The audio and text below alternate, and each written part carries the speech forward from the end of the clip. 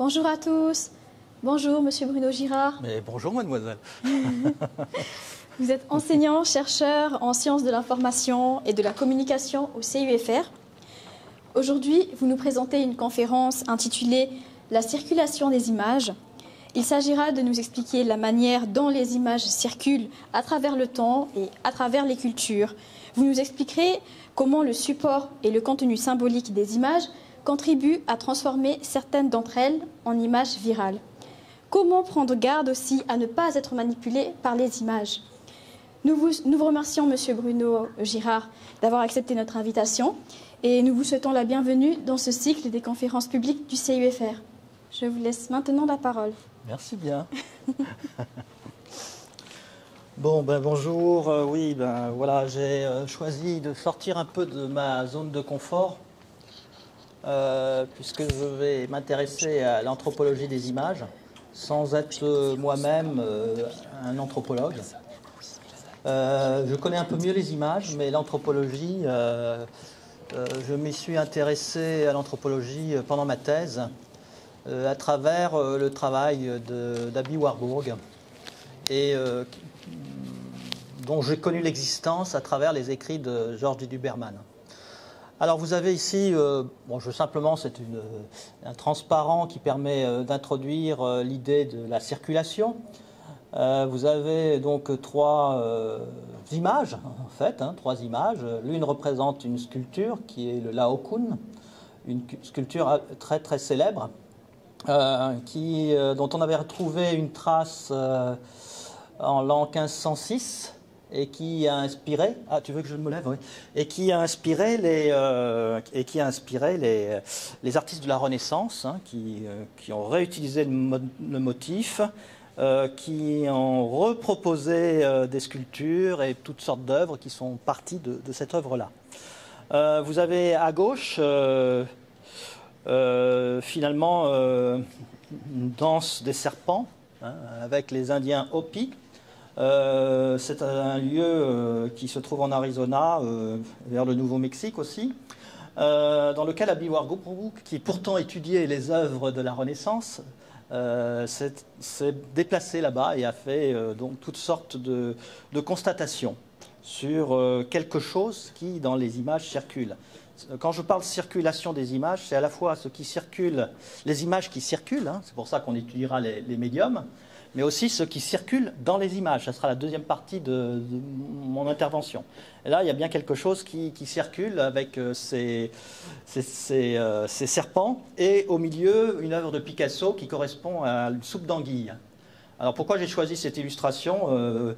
Il y a un biologiste ici qui me dirait aucun rapport entre le serpent et l'anguille, enfin quoi que si, peut-être, je ne sais pas. Voilà, mais ça caractérise le travail d'Abby Warburg, qui qualifiait son œuvre d'une soupe d'anguille, parce qu'il a été cherché de manière totalement anachronique des images venant de tous les horizons, même jusqu'aux pièces de monnaie françaises, aux timbres, aux images populaires, aux masques mortuaires de cire qu'il y avait dans les églises de Florence à une certaine époque, et également donc des photographies qu'il a prises lui-même dans le territoire des Indiens Hopi. Donc c'était simplement pour introduire ce dont je vais parler avec vous pendant cette présentation. Donc voilà toujours cette fameuse anguille présente ici. Alors j'aurai l'occasion de parler de Mayotte justement à propos des anguilles, c'est ce qui fera le lien peut-être avec le territoire ici. Je vais commencer par, quoique j'ai présenté le fait que je n'étais pas vraiment anthropologue, pas du tout même, je vais quand même présenter une controverse très intéressante entre Franz Boas et Messen, donc à la fin du XIXe siècle, qui a traduit finalement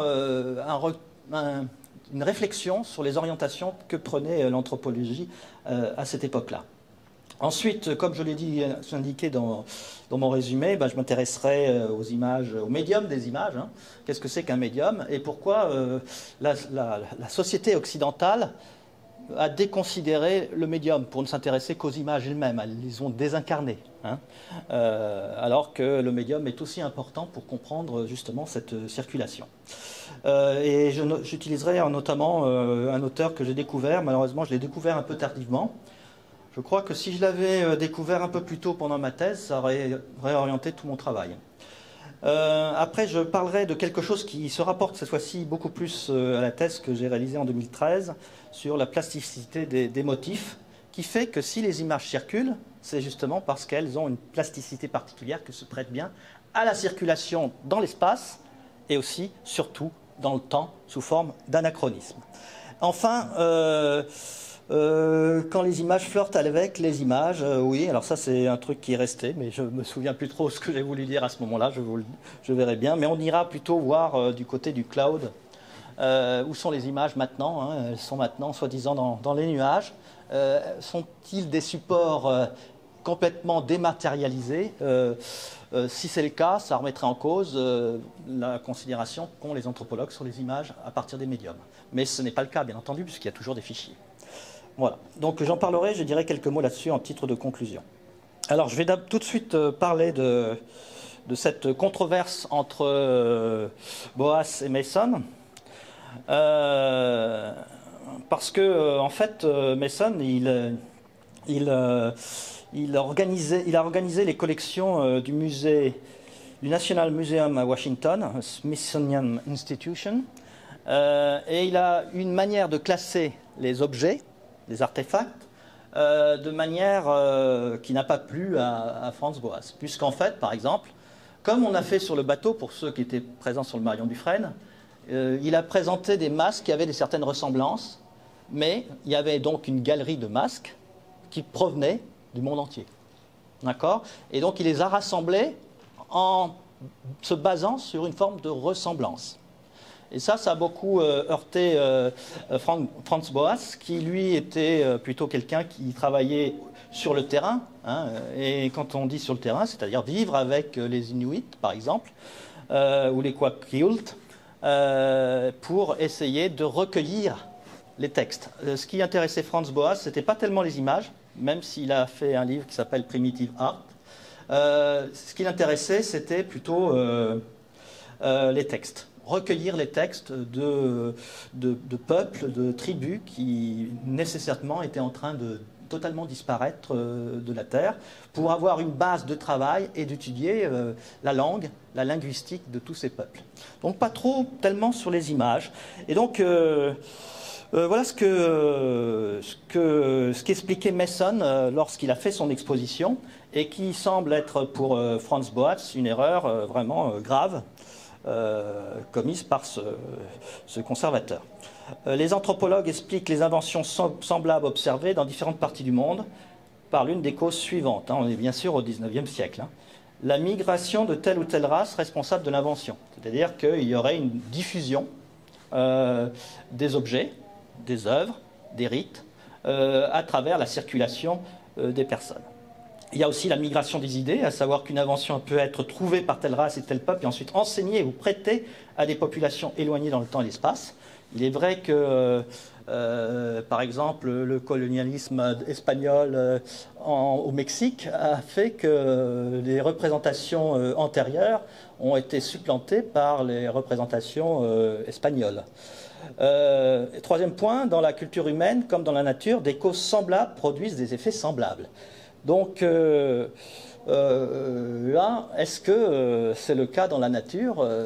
C'est-à-dire qu'on cherche une loi générale, finalement, qui puisse marcher aussi bien en Asie, à Mayotte, qu'en Amérique du Sud. Donc ça, c'était très problématique pour Franz Boas, c'est vraiment une erreur majeure. Il écrit quelque chose comme « la ressemblance ne fait jamais une origine commune ». D'accord? On pourrait faire la même chose, je te regarde Manu, parce qu'effectivement, si je vois deux poissons qui se ressemblent, est-ce que cela signifie nécessairement que ces deux espèces ont une origine commune?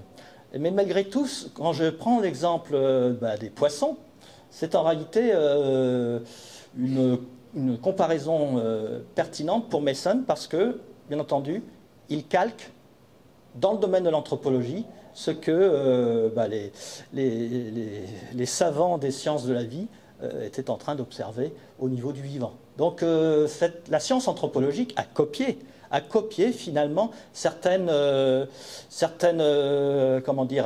découvertes, théories qui existaient dans les sciences de la vie et de la nature, d'une manière tout à fait impropre, bien évidemment, comme on peut le savoir aujourd'hui. Alors la méthode de Boas, elle est différente. Il cherche à s'intéresser plutôt, non pas à la nature, aux lois de la nature, à considérer que les rites, les objets, les artefacts d'une société ou d'une tribu procèdent comme les lois de la nature, mais au contraire l'inscrit dans un mode plutôt historique. C'est-à-dire, si on fait des comparaisons entre deux types de masques, il faut vraiment que les deux tribus soient proches, qu'on ait démontré qu'il y a eu une circulation de telle tribu à telle autre tribu, et il faut étudier ce masque ou ce rite dans la complexité de la société qu'on étudie. Donc j'essaye d'être le plus clair possible pour ne pas vous perdre dès maintenant. Ça, c'est Mason, qui est cité par Franz Boas, qui a 20 ans, il a presque 30 ans, dénonce le travail d'un de ses pairs. Donc c'est vraiment un geste très très important dans l'anthropologie. Autre chose, donc, ça veut dire qu'il est contre l'évolutionnisme culturel, une des tendances du moment en anthropologie, où on a tendance à considérer d'une manière... finalement, quand on y réfléchit, très péjorative, que les sociétés, les peuples auraient un développement identique, mais que certaines resteraient à un certain stade et d'autres se développeraient jusqu'à ce qui serait le modèle de civilisation, à savoir la civilisation occidentale. Donc ça, cette théorie d'évolutionnisme culturel, où on parle de Spencer, de darwinisme social, et ces choses-là, ça fait partie d'un de ces courants de l'époque au niveau de la dimension anthropologique. Donc ça, lui, il va dénoncer ce système-là. Ça, c'est quand même un point positif. S'il y a des peuples qui ont des développements différents, c'est à cause de leur histoire, c'est pas du tout à cause de quelque chose ou d'un retard de quelque chose autour de ça. Donc, qu'est-ce que j'ai écrit ici? Je vérifie si j'ai pas oublié quelque chose. Il est contre l'évolutionnisme culturel et il est contre, on l'a vu juste avant avec Mason, contre le diffusionnisme et même contre l'hyperdiffusionnisme, ce qui expliquerait les ressemblances par de la circulation des images, des objets à travers notre planète. Donc lui, il remet les choses à plat en fait. Il remet les choses à plat et il donne les arguments qui permettent de comprendre que toutes les théories de ce genre n'étaient pas fondées. Alors il y a aussi d'autres théories qui malheureusement on a tendance à entendre parler beaucoup aujourd'hui, c'est l'essentialisme. De caractériser les gens d'une manière définitive. Voilà, les Occidentaux sont comme ça, les Russes sont comme ça, les Ukrainiens comme ça, et éternellement ils seront comme ça. Donc cet essentialisme, c'est la plaie de notre siècle aujourd'hui. Ça contribue d'ailleurs à ce pourquoi moi j'ai essayé de réfléchir à ces questions de la circulation des images.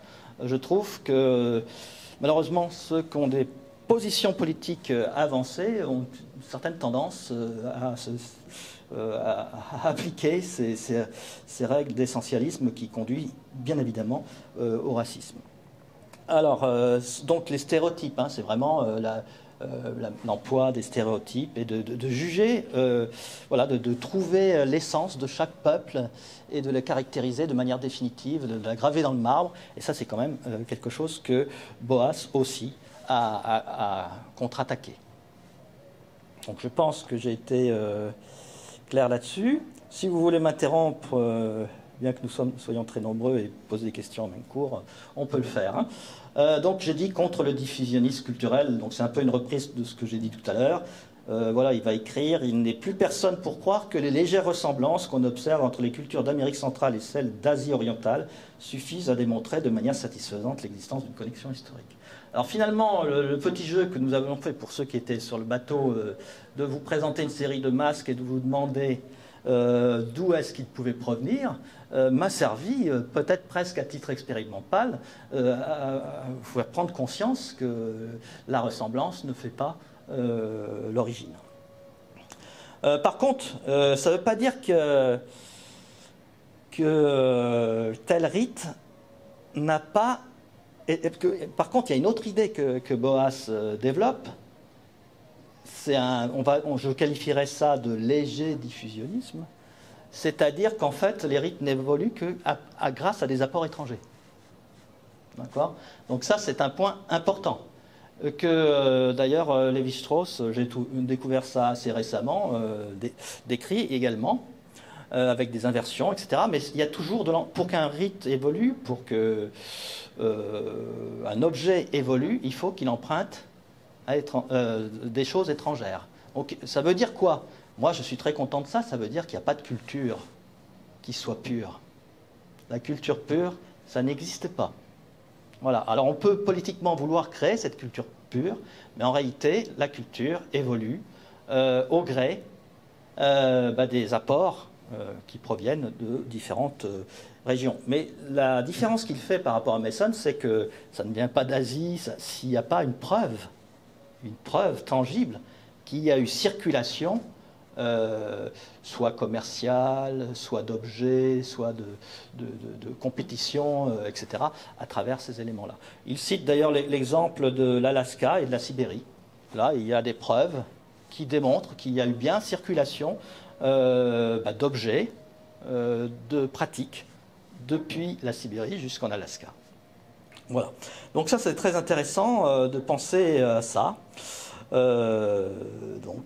Tant que c'est dans un espace limité, et surtout c'est la méthode qui compte, étudions cet espace limité dans toutes ses composantes pour en faire l'anthropologie.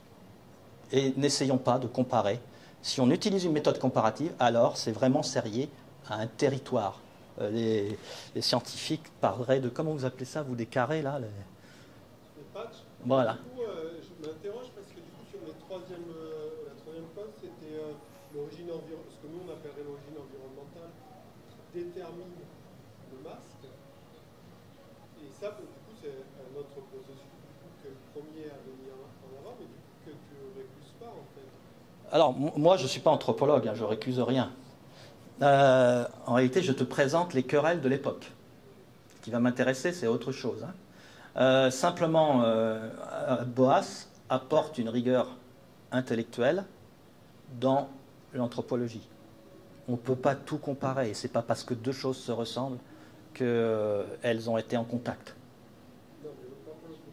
Mais tu peux imaginer que dans une similarité environnementale, il y ait la même évolution. Une évolution conjointe. Ouais, parallèle. Voilà, parallèle. Mais du fait du contact. Puisqu'en évolution, c'est vraiment des... Le sens de convergence a considérablement évolué en 2 siècles depuis Darwin. Et du coup... ça, Boas ne l'exclut pas. Mais il faut qu'il y ait contact. D'accord ? Tu peux avoir... Alors, la nuance, c'est du parallélisme, en fait. Ce qu'on appelle parallélisme évolutif. On définisse ce que tu entends par parallélisme. C'est un même type d'environnement conduit à un même type de forme. Tout ça, c'est l'évolutionnisme. Si, avec des conditions initiales identiques, tu as le même développement. Ça, c'est typiquement évolutionniste. En fait, ça, c'est négliger l'histoire. C'est faire peu de cas des événements historiques. Non, mais oui. Par exemple, je sais pas, il y a un tremblement de terre à un endroit et pas à l'autre. Il y a des conflits d'intérêts pour des mariages et des choses comme ça. Tu vois ? Voilà. Donc on ne peut pas appliquer, en fait, ce qu'est en train de dire Boas, on ne peut pas appliquer à la lettre ce qu'on observe dans le vivant, quoi. Voilà. C'est des événements sociaux. Donc il est plutôt pour une analyse historique que pour une analyse qui emprunte ces outils aux sciences de la vie. Ça, c'est très très important. Et pourquoi aussi? C'est parce qu'il s'intéresse au texte. aux différentes versions d'un texte qui ont été écrites à différentes périodes, par différentes personnes, à différents endroits de tout ça. Lui, c'est vraiment un thésaurisateur où il va rassembler des quantités de textes qui n'ont à ce jour pas vraiment été explorés, parce que ceux qui ont suivi Franz Boas, les structuralistes, ont pensé tout à fait autrement. Donc tout ce matériel-là, à la limite, il n'est pas tout à fait encore exploité comme il aurait pu l'être. Mais le matériel a été recueilli avec les approximations que ces anthropologues de l'époque ont pu faire, ces biais qu'ils ont pu avoir dans ce recueil. Hein. Voilà. Mais il a tenu vraiment, comment dire, une sorte, on dirait aujourd'hui une base de données de toutes sortes de textes et de toutes sortes de variantes dans des territoires peu éloignés. Alors, là, j'ai une phrase de Franz Boas, quand même, pour le citer, qui a été relevée par Isabelle Kalinowski dans un ouvrage sur Franz Boas. L'analyse approfondie des légendes montre que presque aucun des récits ne peut être conçu comme des produits originaux de l'esprit de la tribu. Toutes les légendes sont pleines d'éléments étrangers dont on peut suivre les traces en remontant peu à peu jusqu'à des régions très éloignées. Voilà, c'est ça que je disais tout à l'heure, qu'il n'y a pas d'évolution. Et je vous montrerai une image tout à l'heure qui correspond plus ou moins à ce que je veux dire par là, sans qu'il y ait un apport étranger. Voilà. Sinon, on resterait immuablement... Or, l'immuabilité, ce n'était pas possible en histoire. Hein. Il n'y a pas de fin d'histoire, on le sait maintenant désormais. Alors, je ne vais peut-être pas tout détailler. Ah oui, si, ça c'est important. Je m'assois 30 secondes pour me reposer, mais je me relèverai pour la caméra. La fréquence d'apparition de prophètes professant de nouvelles doctrines et de nouveaux rites basés sur les croyances religieuses antérieures, soit sur des enseignements d'origine mi-chrétienne, mi-indienne. Donc il y a quand même des échanges et des transformations un peu brutales. Je vais vous en montrer une que peut-être vous connaissez. Et voilà, là ça me permet de donner la parole aussi à Hans Belting. Alors, la Vierge miraculeuse de Guadalupe, c'est quoi? C'est l'emblème du Mexique. D'accord? Et voilà ce que Hans Belting écrit, et avec juste beaucoup de raison et de logique. Hein. Après la déclaration d'indépendance, cette image, l'emblème de l'ancienne domination coloniale, s'est transformée en symbole national d'un nouvel État. L'imaginaire collectif avait modifié la perception d'une image qui était restée la même. Voilà. Donc, il y a des inversions, des transformations qui sont brutales. Et voilà que le symbole même d'une forme de colonisation sur des rites locaux va se transformer en l'emblème d'un État. Donc, c'est ça qui est... Quand je parle de circulation des images, je parle aussi de cette circulation-là, où une image va avoir des fonctions différentes et va changer de fonction, comme je vais en parler un petit peu plus.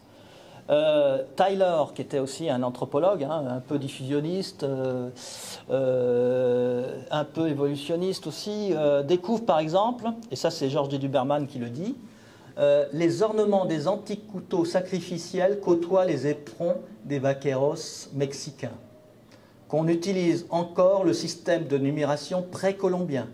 Il découvre que le présent est tissé de multiples passés et il qualifiera ce phénomène de survival ou survivance dans son livre Primitive Culture. Ça, c'est quelque chose de très particulier quand on s'intéresse aux images.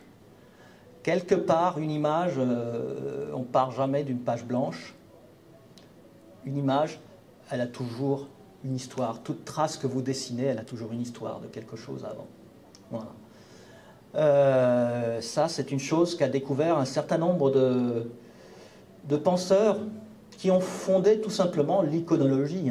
Enfin, pour ceux qui connaissent Panofsky ou autres, Warburg sera le fondateur de cette discipline, mais ses successeurs dénatureront tout à fait sa pensée, puisque lui va chercher à travailler sur les anachronismes, sur ces inversions qui se situent ici. Alors Tyler, c'est un anthropologue qui a été sur le terrain et qui s'aperçoit, oui, il y a des éperons de vaqueros mexicains et puis il y a des couteaux sacrificiels et un système de numération très ancien. Et tout ça vit ensemble. C'est bien une démonstration que les images sont porteuses de ces apports étrangers et que leur destin, le destin des images, est parfois très étrange finalement par rapport au texte. Hein. Voilà, même les textes évoluent. Hein. Alors là, je vais faire un bond en avant et parler d'une problématique qui va me ramener un petit peu au diffusionnisme. Donc c'est Francis Afergan et Ervan Diantel.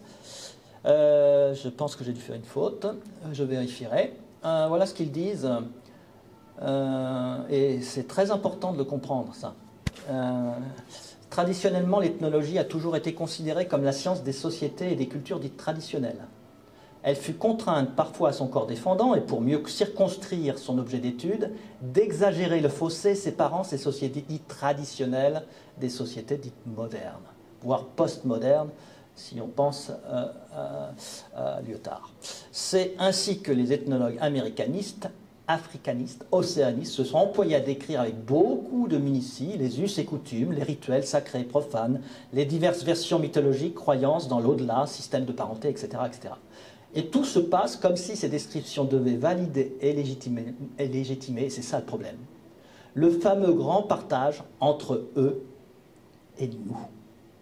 De nombreux travaux ont été consacrés à cette coupure et bien sûr à sa critique. Donc maintenant, l'anthropologie moderne ne veut plus faire cette distinction. Hein, la société occidentale, pour le dire comme ça, et la société inuite. Voilà, comme s'il y avait une coupure. Et que, comme si nous allions observer, voilà, je ne sais pas, il y a certainement une coupure entre l'homme et je ne sais pas, moi, telle espèce animale, alors qu'on fait partie tous ensemble du vivant, malgré tout. Hein. Voilà. Et donc ça m'a donné la puce à l'oreille sur le fait que peut-être, on n'avait pas regardé aussi bien les circulations qui ont existé, puisque c'est toujours nous qui regardons les autres, puisque ça implique donc que c'est nous qui nous déplaçons, c'est nous qui transportons des objets, des artefacts, des idées, et qui observons. Mais ça nous a empêchés de voir qu'il y avait peut-être d'autres circulations, qui n'impliquaient pas nous autres occidentaux. Et là, j'en veux pour preuve, j'ai pris une thèse d'un Anjouanais qui avait écrit une thèse qui s'appelle « Les rites préislamiques à Anjouan, contribution à une étude culturelle des Comores ». Il s'appelle Abderrahman Bourhan. Donc vous voyez, j'ai montré, il montre dans son document des circulations d'un certain nombre de peuples, notamment aussi des Austronésiens. D'accord ? Et pour se servir de preuve de ces circulations, je ne sais pas, alors là je ne juge pas son travail, hein. J'en serais bien incapable. Je vous dis simplement un fait qu'il relate. Il a découvert, en juin, c'est écrit ici, hein, les diverses migrations asiatiques ont laissé leur empreinte dans la culture comorienne, notamment le culte des anguilles. Alors j'ai beaucoup interrogé mes étudiants autour de moi, les gens que je connaissais, personne ne connaît ce culte-là, personne. Mais par contre, il y a des anguilles, effectivement, ici. Hein, ça, il faut le savoir, il y a des anguilles. Il y a quelqu'un qui m'a proposé de m'y emmener un jour. Bon, j'essaierai d'y aller. Mais il y a des anguilles ici. C'est en effet à travers les diverses migrations venant de l'Asie du Sud-Est que ce culte a été introduit. Il va fort quand même. Hein, il pourrait être introduit. Hein, il va un petit peu, peut-être trop vite. Hein, je ne sais pas. Aux Comores et à Madagascar, ce que confirme Claude Alibert, les mythes et légendes, notamment au culte des anguilles, se rapportent à un fond austronésien. Donc des cultes comparables ont été décrits à Huanin, tu nous diras hein, quand tu iras en Polynésie, Jean-Louis, à Ambon, la capitale de la province de Maluku, aux îles Mollusques, à Bali. Donc il y a ce rituel des anguilles, mais qui n'est pas le même. Hein. Dans la description qu'ils en font, les rituels sont totalement différents, mais pourrait indiquer que en fait, les peuples ont circulé sans qu'ils aient besoin de l'Occident, indépendamment de nous. Et comme notre regard a été surtout tourné en raison de nos propres déplacements, eh bien, on a peut-être passé à côté de certaines choses. Je voulais donner un second exemple de cette diffusion que finalement on aurait peut-être eu tendance à ignorer. Hein. Il y a une forme de diffusionnisme qu'on aurait eu tendance à ignorer. Le cas de la Marie Rose, c'est un navire donc de la flotte royale anglaise, hein, Henri VIII, qui a coulé en 1545 suite à des combats avec des galères françaises. Et ils ont retrouvé donc des corps et ils ont fait des analyses. Alors ça va vous parler, les biologistes qui sont venus en masse aujourd'hui, merci, je les remercie beaucoup. Analyse isotopique de la dentition. Ça vous parle, ça? Oui, voilà. Et ils se sont aperçus avec surprise, je me lève, pardon, excuse-moi, je me lève, hein. Oui, c'est vrai. Ils se sont aperçus que finalement l'équipage était beaucoup plus divers que ce qu'on aurait pu penser. D'accord? Il y avait donc, alors ils ont trouvé parce qu'ils ont retrouvé après les traces dans les livres de bord et parfois même les descendants, hein, de marins africains et aussi Italie, Espagne, mais également un certain gentleman et un charpentier qui aurait donc des origines espagnoles, et l'archer royal qui pourrait, quant à lui, avoir grandi en Afrique du Nord. Donc l'idée qu'on se fait, et si vous regardez le cinéma anglo-saxon dans les navires, vous verrez très peu, sauf dans les films un petit peu fantastiques, d'équipages qui ne soient pas strictement britanniques dans les navires anglais et dans tous les navires du monde. Donc peut-être, je dis bien peut-être, qu'on est passé à côté de circulation, qu'on a mis sous le boisseau des informations, des échanges, qu'avec le temps, bien entendu, on a totalement oublié. Voilà. Ou qu'on n'a pas voulu insister là-dessus. Donc c'était un argument pour défendre pas du diffusionnisme au sens hyper diffusionniste, c'est-à-dire que s'il n'y a aucun contact, la ressemblance suffit, c'est pas ça que je veux dire. Mais on a peut-être sous-estimé les échanges qu'il y avait dans le monde. Et d'ailleurs, je vais revenir sur la phrase, je ne sais pas si je l'ai oubliée. Ben non, alors on la trouvera peut-être après. Il y a quelqu'un qui a écrit là-dessus en disant peut-être qu'effectivement, on devrait peut-être un peu plus étudier les circulations qui vont à droite. Voilà, c'est ce fameux texte qui est ici, je ne vais pas le lire en entier, hein, c'est Florence Weber, hein, 2015, qui écrit ça. Je vais simplement lire le début. De l'empire perse à l'empire mongol, de l'enquête d'Hérodote aux exemples d'Ibn Khaldoun, alors excusez-moi pour la prononciation, un domaine du savoir inné articulant l'ethnologie comme enquête empirique et l'anthropologie comme synthèse théorique, qui témoignent toutes deux de leur réflexion de rencontres interculturelles n'ayant rien d'exceptionnel. Je répète cette phrase qui me semble très importante, des rencontres interculturelles qui n'auraient rien d'exceptionnel. Donc quelque part, cet Occident, cette manière de voir le monde à travers l'Occident nous a peut-être privés de voir des échanges interculturels bien plus riches qu'on ne pouvait l'imaginer.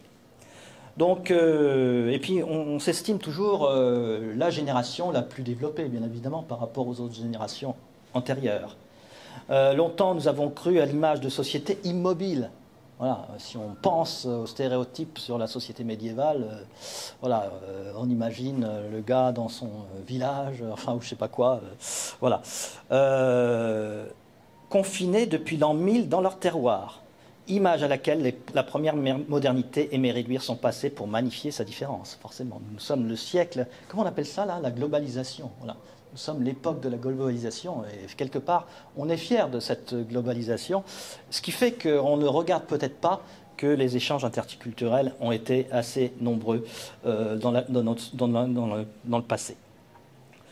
Elle donne des exemples de l'Antiquité, le Moyen-Âge, la connaissance du grand large, les conquêtes perses du VIe siècle avant Jésus-Christ, la christianisation de tout le monde connu, alors ça nous concerne, entre le 1er et le 5e siècle, l'expansion musulmane des 7e et 8e siècles, les grandes navigations vikings, les invasions mongoles, etc., etc. On pourrait faire une liste extraordinaire de tous ces échanges interculturels qui nécessairement ont eu un impact sur les rituels, sur les manières de procéder, sur les sociétés, sur leur organisation, par cet apport étranger qu'ils ont donné.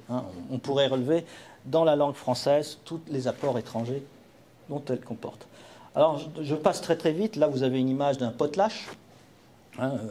cette fameuse cérémonie du don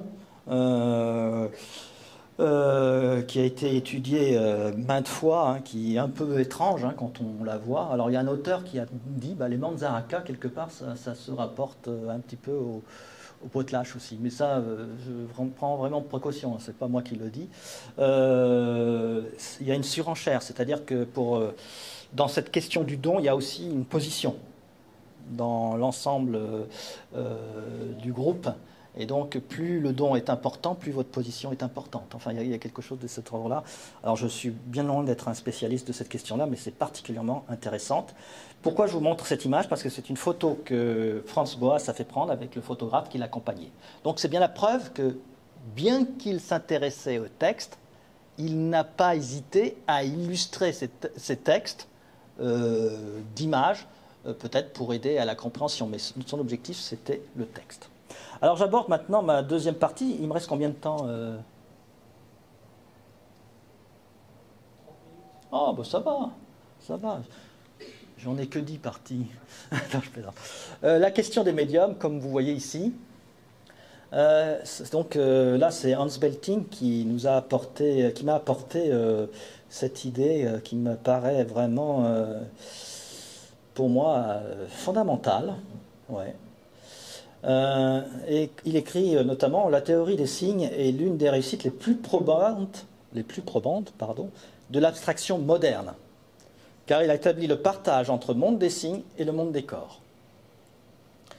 En reconnaissant que les signes ressortissent aux systèmes sociaux et qu'ils reposent sur des conventions, davantage qu'à une perception sensorielle liée au corps, c'est à une perception cognitive qu'il s'adresse. À cet égard, les images se réduisent elles-mêmes à des signes iconiques. Donc tout le travail de la pensée de l'image, que ce soit philosophique ou esthétique, c'est de ramener cette image à quelque chose d'incorporel. Parler des significations que revêtent les images, qui se laissent lire comme des textes, est une chose. Hein, si je vous présente un sens interdit aujourd'hui, vous comprendrez tout de suite ce que ça signifie. D'accord ? Mais si je vous présente une image provenant de sculptures, de traces pariétales, peut-être que vous aurez plus de mal à les interpréter.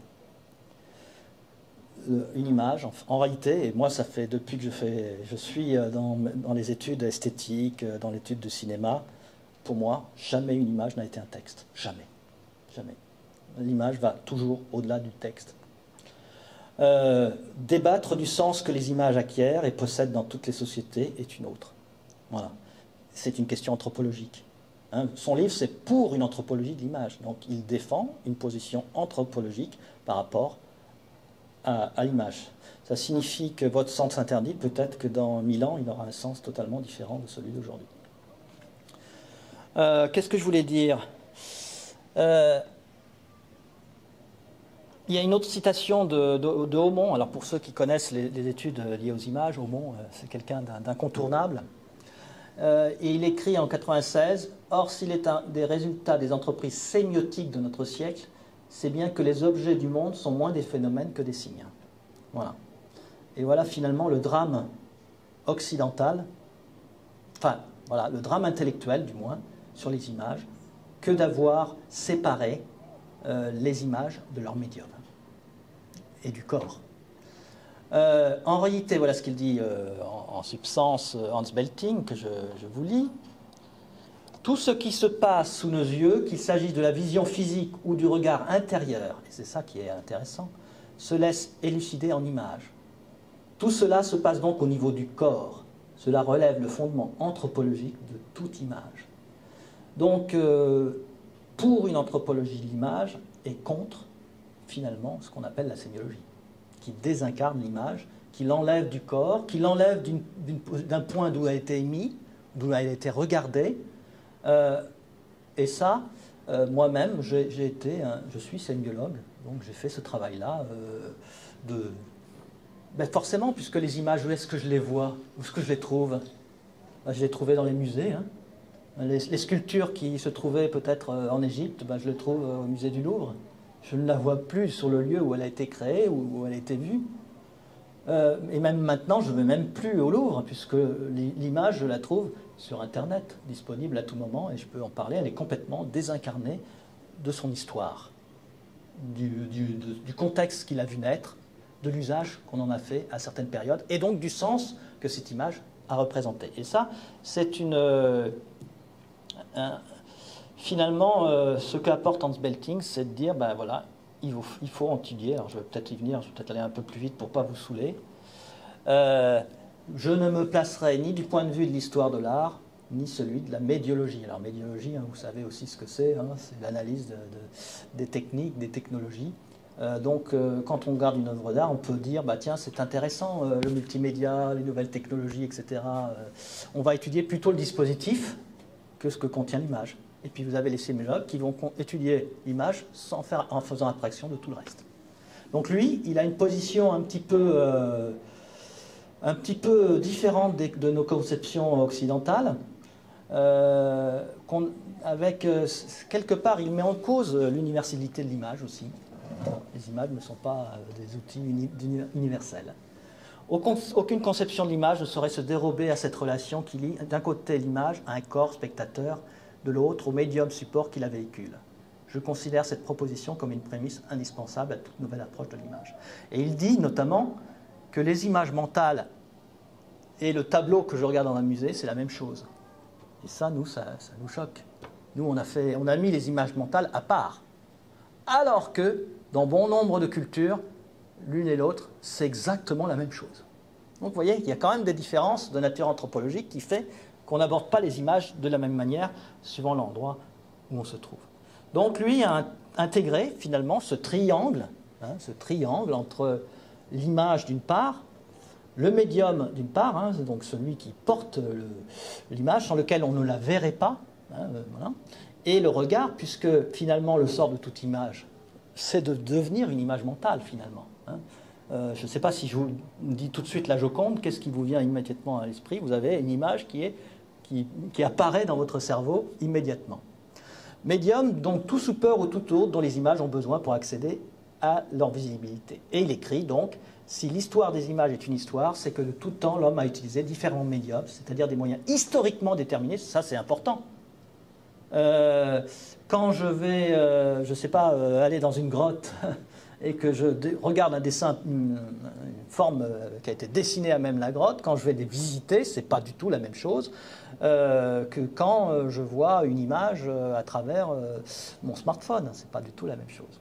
Donc c'est historiquement déterminé. Hein. Il n'y avait pas de smartphone dans les grottes préhistoriques. Toutes les images que nous voyons individuellement et dans l'espace collectif se forment par l'entreprise des médiums. Sans médium, il n'y a pas de visibilité de l'image. Donc ça, c'est aussi un point important. Pour que les images soient efficaces, leur production dépend de deux conditions encore. De notre faculté d'animer les images inanimées, comme si elles étaient vivantes et susceptibles de se prêter au dialogue. Et de la capacité des images à prendre corps dans un médium. Voilà. Ça, c'est une caractéristique qu'Abby Warburg appelait empathie. Tout objet on a le désir de l'animer. Alors c'est curieux parce qu'aujourd'hui on a le cinéma qui a réalisé cette dimension-là. On a l'animation qui ont reproduit quelque chose qui quelque part existait déjà dans les mentalités des premières images. Je crois même savoir, je ne sais pas si c'est ici, que pour qu'une statuette, quand on faisait des statuettes en Égypte, on leur ouvrait la bouche pour qu'elles aient l'impression de pouvoir parler, pour qu'elles puissent parler. Donc ça va très très loin. Et ce fond animiste a toujours existé chez l'homme, sauf que maintenant il s'est traduit par une discipline technologique, le cinéma, ces choses-là, la réalité augmentée, la réalité virtuelle dans laquelle on va bientôt se mouvoir. Donc, image et médium, c'est vrai qu'on ne peut pas faire la différence. Hein. Image et médium, c'est les deux faces, comme il dit, d'une même pièce. Donc, il ne faut pas faire cette distinction entre sémiologie et médiologie. Il faut rassembler les deux si on veut travailler sur l'anthropologie de l'image. Et alors, quelle est l'origine de cette séparation? Vous serez d'accord avec moi, et je suis d'accord avec Hans Belting. Dès qu'on parle de Platon, d'Aristote, des idées, etc., forcément, il y a cette séparation. Hein. Les choses contingentes, ce n'est pas avec ça qu'on va faire de la science. Hein. On va s'abstraire de tout ça, on va remonter aux idées, et là, on aura une information sûre et précise. Il y a à l'origine c'est l'origine de la méfiance des images. Et je vais vous rapporter, je ne sais pas combien de temps il me reste, mais il va vous rapporter une discussion que j'ai eue avec des étudiants d'ici quand on a fait une enquête avec Jacques Kernaïs sur les travaux des étudiants Master MEF. Pardon, excusez-moi. Je vais vous lire un petit dialogue sur l'interdit de l'image ici à Mayotte. Il y a deux discours qu'on entend, là c'est une étudiante qui parle, hein. Il y a deux discours qu'on entend, c'est la représentation des personnalités religieuses qui ne doivent pas être faites parce qu'on ne sait pas comment ces personnes étaient, donc on ne veut pas exagérer sur les personnes quand on ne sait pas. Et puis il y a un autre discours qui est beaucoup plus, on va dire, je prends dur, mais c'est mon avis personnel, dit la personne, c'est qu'on ne doit pas représenter une forme de vie. Une forme de vie, je lui demande. Donc ça veut dire un animal. Donc ça veut dire un animal à l'être humain, quoi. Parce que si on le représente, alors je sais, ça c'est plus religieux que cultuel, mais si on le représente, en fait, en gros, à la fin des temps, il faudra donner vie à cette personne qu'on a représentée. Or, nous, on n'a pas cette possibilité de le faire parce qu'on n'est pas le créateur. Voilà. Et cette réflexion de cette jeune fille, c'est la survivance de ce que je viens de dire juste avant. Les images, et à l'origine de toutes les théories iconoclastes ou autres, et les images, pour les peuples avant ces religions-là, avant les chrétiens, avant l'islam, étaient animistes, c'est-à-dire les objets, ils prenaient vie, ils représentaient la vie. Et on trouve des rituels ici encore à Mayotte, où des actes où des esprits vont posséder un corps, vont s'emparer de quelque chose, c'est toujours ce registre de l'empathie, de l'animation d'un corps. Ça, c'est une des règles fondamentales que Hans Belting, finalement, rappelle à travers ce triangle. Alors, bien entendu, voilà, malheureusement, il n'y a pas beaucoup de Mahorais sur place. Voilà, toujours dans cette thèse que je vous disais tout à l'heure, cette photo n'a pas été prise en Afrique, contrairement à ce que m'ont dit certains étudiants. Elle a été prise aux Comores pour une cérémonie de Trimba. Voilà, donc il y a vraiment le corps qui est lui-même un médium. Hein, vous avez ici la preuve flagrante avec les masques, avec le tatouage. Beaucoup de sociétés humaines ont pratiqué le masque sur le visage. Ici, on a les masques de beauté. Hein. Ça veut dire que c'est bien la preuve que le corps est un médium. Et là, vous avez donc un personnage qui est à l'intérieur de ces feuilles, de cet amas de feuilles, d'une cérémonie qui s'appellerait le Trimba. Et là encore, aucun des étudiants que j'ai pu interroger en leur montrant cette image m'a dit non, je ne connais pas ça, parce que ça n'existe pas, non. Ça, c'est en Afrique, ça, non? Ah bon. Le concept de médium n'acquiert sa véritable signification qu'à condition d'être entendu dans le contexte de l'image et du corps. Aux yeux de l'anthropologue, l'homme apparaît comme le lieu des images. Ce n'est pas le tableau, ce n'est pas le cadre. Le lieu des images, c'est notre corps. Ce corps regardant, pris dans une époque et une culture et une science donnée.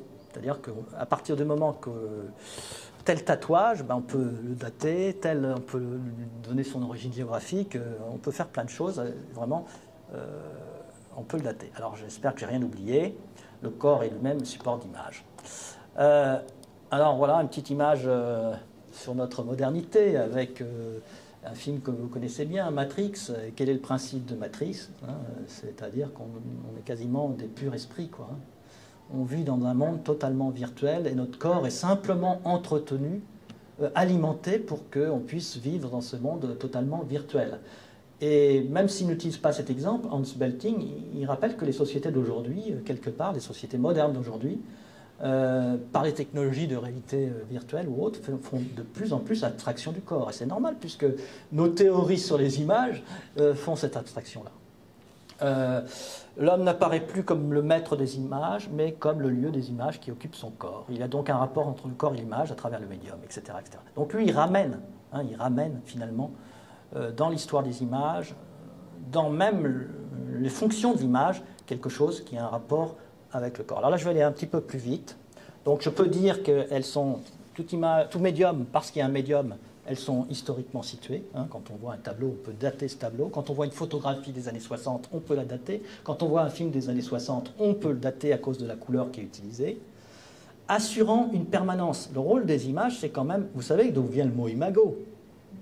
Imago, ça vient des masques de cire qu'on appliquait sur les morts pour garder une dernière image du mort. Donc le mot même image provient de la possibilité d'avoir un médium qui garde une trace de ce qui est absent. Et c'est Marie-Josée Monsin qui travaille sur justement l'iconologie chrétienne et qui va indiquer que, voilà, avec les icônes, on figure ce qui est absent. Donc il y a une question de l'absence qui est figurée par cette image à travers un médium donné. Donc ça, et qui assure sa permanence. À partir du moment que c'est sur un médium, on assure une durée de vie autour de ça. Et l'acte d'animation, je ne vais pas le redire, parce qu'on fait ça en permanence, peut-être même sans s'en rendre compte. Un jour, j'ai posé la question à mes étudiants, cracheriez-vous sur la photo de vos parents?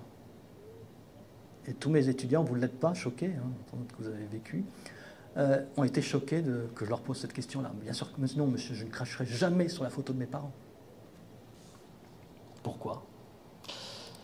Alors, je ne vais pas redire, parce que alors là, je vais parler d'icônes, etc. Mais sachez que il y a eu le concile de Nicée, à un certain moment, qui a prononcé la victoire des iconodoules sur les iconoclastes en ce qui concerne la religion chrétienne. Et ça a été le moyen, l'économie chrétienne a été le moyen de sa diffusion à travers le monde. C'est grâce aux images que la pensée chrétienne a pu se développer tout autour du monde. Donc l'image prend valeur d'une présence. Voilà, l'image prend valeur d'une présence. L'objet qui est représenté n'est plus là, mais l'image a valeur pour sa présence, sert-lieu. Alors quand on regarde les icônes, bien entendu, il n'y a pas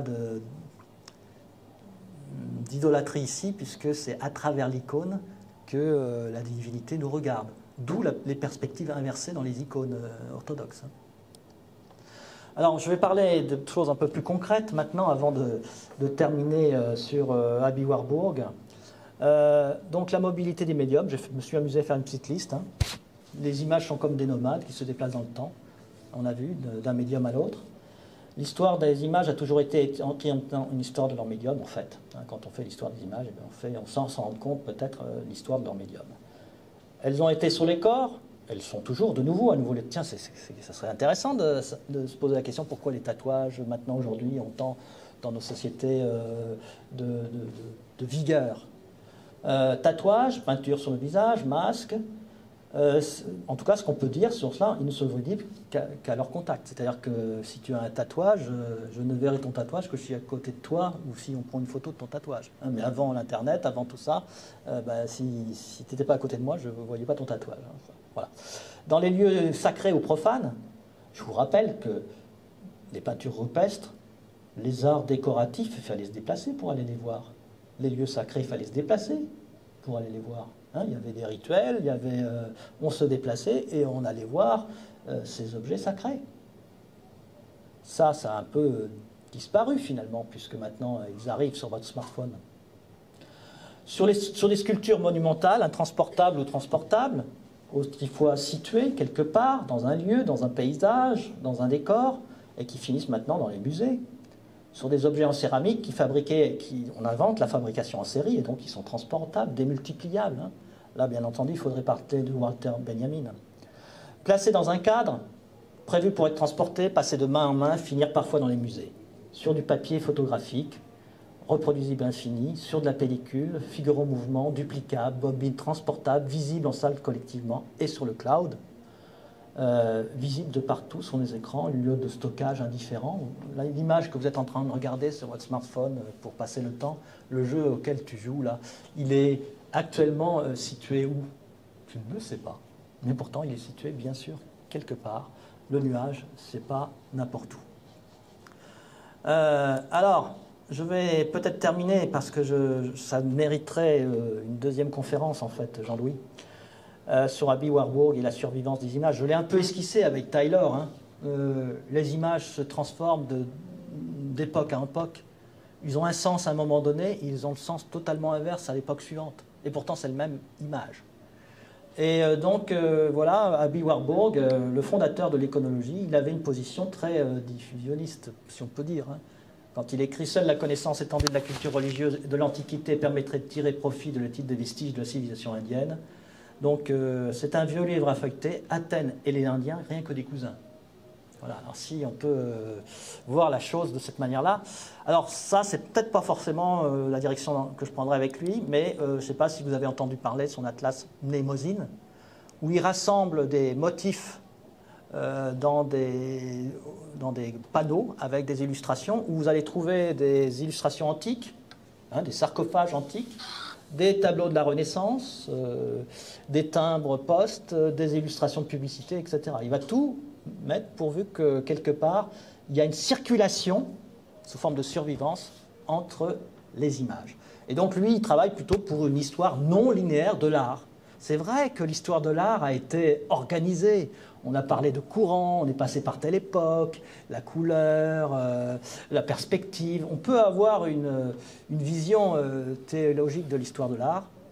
Et eh bien, il y a Aby Warburg, il y a Freud de son côté, qui a une vision tout à fait anachronique des œuvres d'art, qui va s'intéresser à des œuvres qui ne peuvent pas être reliées géographiquement, qui ne peuvent pas être reliées historiquement, mais qui pourtant présentent des rapports. Voilà. Alors je vais vous montrer quelques éléments simplement et parler très très vite pour terminer. Bon, vous avez une fresque, la fresque de Domenico Ghirlandaio, bon, qu'on peut voir à Florence, hein, que j'ai pu revoir l'été dernier dans mon séjour italien. Et vous avez ici, dans une scène religieuse, hein, puisque c'est, je crois, la naissance de Jean-Baptiste. Hein, donc c'est vraiment la scène religieuse par excellence. Et qu'est-ce qu'on a ici? Qu'est-ce qu'on a ici? Une survivance de l'Antiquité. Survivance de l'Antiquité, qui, contrairement aux autres qui ont une position et des tenues très rigides, elle est complètement... c'est une ménade, ce qu'on appelle. Il a passé sa vie à étudier les ménades à Aby Warburg. Et vous avez une ménade qui est en fait une reprise de représentations qu'on avait sur les sarcophages romains. Voilà.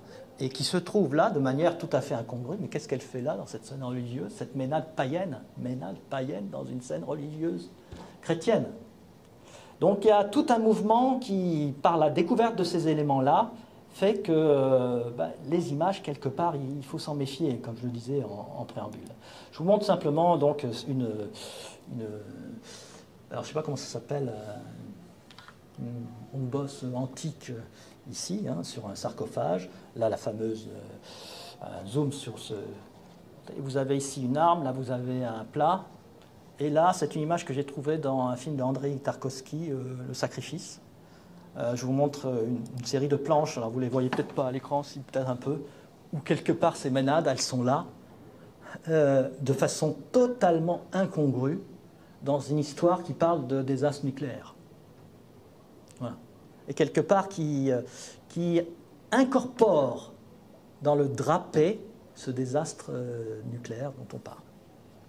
Voilà le genre de travaux que j'ai pu faire par le passé et que j'ai bien envie de reprendre ici à Mayotte, c'est-à-dire travailler sur la notion de Narleben, donc la survivance, hein, survival pour Tyler, la voix des fantômes, ça te fera plaisir, tu vois, pourquoi je suis finalement quelque part pas très loin des djinns. Le temps de l'image n'est pas le temps de l'histoire. On va s'intéresser aux actes refoulés, parce que l'image survivante, c'est un retour du refoulé. Donc je situe bien la période. Freud, Aby Warburg, tous ces gens-là, finalement, ont observé quelque chose de l'image qui était comme une sorte de retour. Et absolument pas une théorie classique de l'histoire. Voilà, je vais terminer là-dessus. Il a travaillé sur un autre concept, pathos formel. Je vais terminer là-dessus, vraiment je termine là-dessus, hein, parce qu'en fait, je vous montre ce que j'avais prévu, de vous parler d'une partie de ma thèse, de la notion de thème, de motif, de fonction. Ça sera pour une autre conférence une fois plus tard. Mais ici, regardez, l'esthétique, forme du pathos, elles ne sont plus sur les corps, elles sont sur les tenues. Les cheveux au vent, la tenue, les draps, tout le reste ne bouge pas. Quand on réfléchit vraiment, quand on ne regarde pas cette image comme l'œuvre d'un maître, mais qu'on regarde cette image comme pour ce qu'elle contient et seulement pour ce qu'elle contient, on force et d'être étonné de cette différence entre des formes impassibles comme le visage et des formes complètement effilochées, etc. Et ça, c'est le début de la réflexion sur la survivance chez l'histoire de l'art, c'est le début de l'iconologie et c'est le début de l'anthropologie de l'image. Je vous remercie.